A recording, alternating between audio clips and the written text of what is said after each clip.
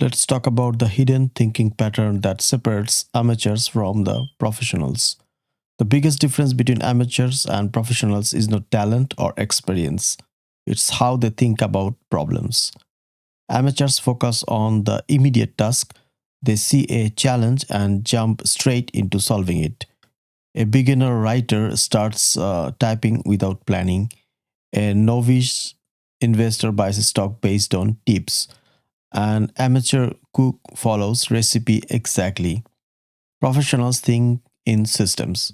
Before they act, they step back and ask deeper questions. What's the real problem here? What patterns do I see? How does this connect to everything else?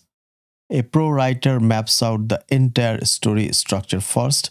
A seasoned investor studies market cycles and risk management.